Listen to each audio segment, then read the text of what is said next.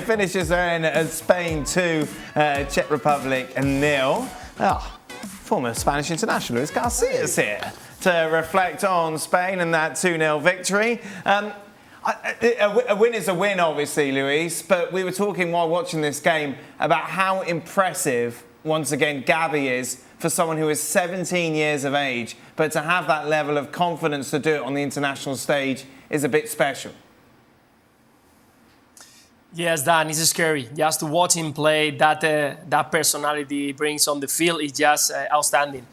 First time we watched him, he was 16. He was in a pre-season game last year, and I was surprised because he was raising the hands to Frankie de Jong because he didn't understand the pass. And I said, he's quite a bold guy. He's fearless. He's not afraid to talk with the more experienced players. And well, after a year, I can say that he's one of the most exciting Spanish international players that we have watched in the past few years. Today, once again, he played 30 minutes because Luis Enrique gave him the rest. He played the first 2, and once again, every single time that he was on the ball, he's got everything so clear. The awareness, the time and space that he's got is just fantastic. 2 feet, he can go from one side to the other side. He's got 1v1, and now he's getting that something extra up front because he used to be a player because he was young, of course, who grabbed the ball, passed the ball, tried to play easy every single time, not losing the ball. He's got that fight every single ball.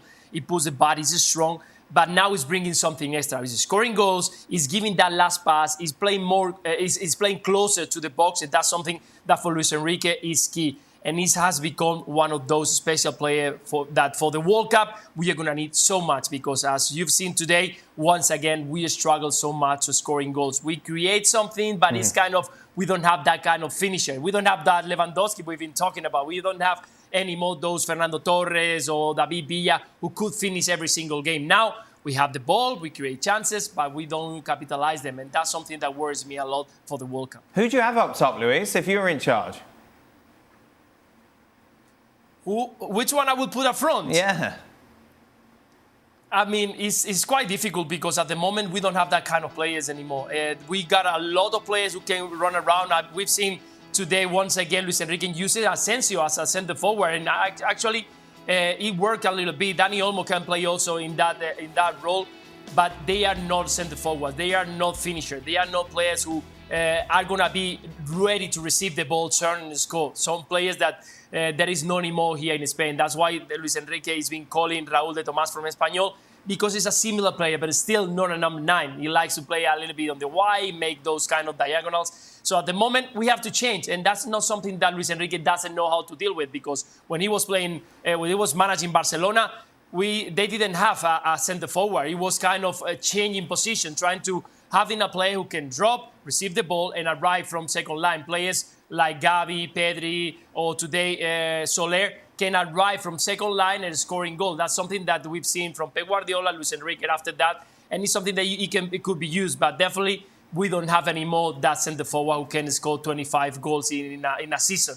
We have to wait and see what player decide to bring on the field, because Morata looks like it's gonna be, but until a lot of months, and I think that Luis Enrique is gonna have to be very ready to see who is the one who to play in the position.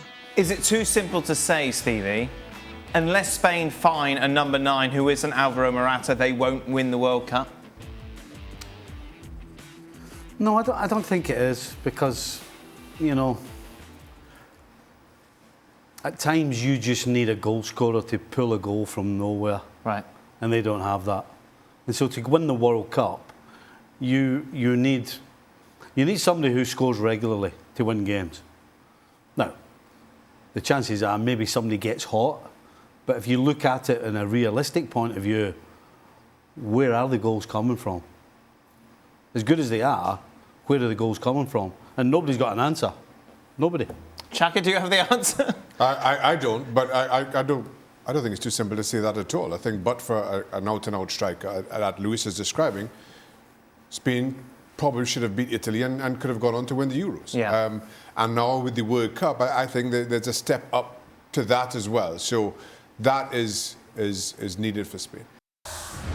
Thanks so much for watching ESPN on YouTube. And for more sports highlights and analysis, be sure to download the ESPN app. And for premium content and live streaming, subscribe to ESPN Plus.